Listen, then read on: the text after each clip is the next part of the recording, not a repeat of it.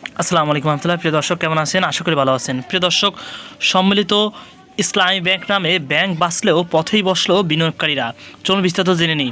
প্রিয় দর্শক, পুঁজিবাজারে তালিকাভুক্ত ইসলামী ধারার 5টি ব্যাংককে একীভূত করে রাষ্ট্রায়ত্ত ব্যাংক হিসাবে নতুন করে আত্মপ্রকাশ করা সম্মিলিত ইসলামী ব্যাংক পুঁজিবাজারের হাজারো বিনিয়োগকারীদের পথে বসিয়ে নিজের অস্তিত্ব টেকালো।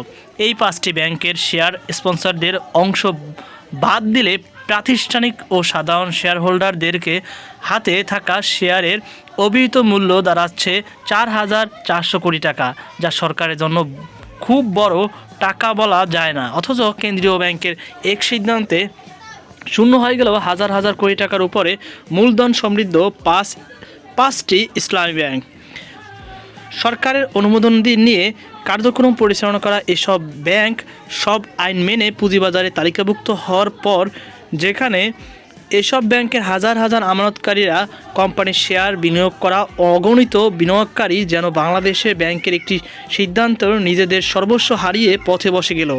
আবার আমানতকারীদের আমানত ফিরিয়ে দেওয়ার ক্ষেত্রে কেন্দ্রীয় ব্যাংক দায়িত্ব নিতে রাজি হলেও অগণিত বিনিয়োগকারীর হাজার হাজার কোটি টাকার কোনো সুরাহা না করেই নতুন বছরের প্রথম দিনেই যাত্রা শুরু করেছে সম্মিলিত ইসলামী ব্যাংক। এর আগে গত 22শে ডিসেম্বর পৃথক পৃথক চিঠিতে 5 ব্যাংকের ব্যবস্থাপনা পরিচালক ব্যাংকগুলোর শেয়ার মূল্য আনুষ্ঠানিকভাবে শূন্য ঘোষণা নির্দেশ দিয়েছে বাংলাদেশ ব্যাংক। চিঠিতে বলা হয়, সংশ্লিষ্ট ব্যাংকগুলোর শেয়ার প্রতি নিট সম্পদ মূল্য ঋণাত্মক হওয়ায় এ সিদ্ধান্ত নেওয়া হয়েছে। এর আগে গত অক্টোবরে বাংলাদেশ ব্যাংক গভর্নর একবার তালিকাভুক্ত এসব ব্যাংকের শেয়ার হোল্ডারদের বিষয়ে কিছু করার নেই এমন কথা বলার পর অর্থ উপদেষ্টা বিষয়টিকে গভর্নরের ব্যক্তিগত মন্তব্য হিসেবে উল্লেখ করে বিনিয়োগকারীদের আশ্বস্ত করেন। কিন্তু পরবর্তী সময়ে অর্থ মন্ত্রণালয় এ বিষয়ে কোনো ইতিবাচক পদক্ষেপ না নেওয়ায় গত 6 নভেম্বর 2025 তারিখে দেশের 2 স্টক এক্সচেঞ্জ কোম্পানিগুলো লেনদেন স্থগিত করে দেয়। আসলে ওই দিন কপাল পুড়েছে বিনিয়োগকারীদের, আর এর মাধ্যমে হাজার হাজার বিনিয়োগকারীর কষ্টার্জিত পুঁজি যেমন শেষ হয়ে গেল, তেমনি এসব ব্যাংকের শেয়ার বিনিয়োগ করা সরকারি বেসরকারি বিভিন্ন প্রতিষ্ঠানের হাজার হাজার কোটি টাকা স্রেফ নেই হয়ে গেল।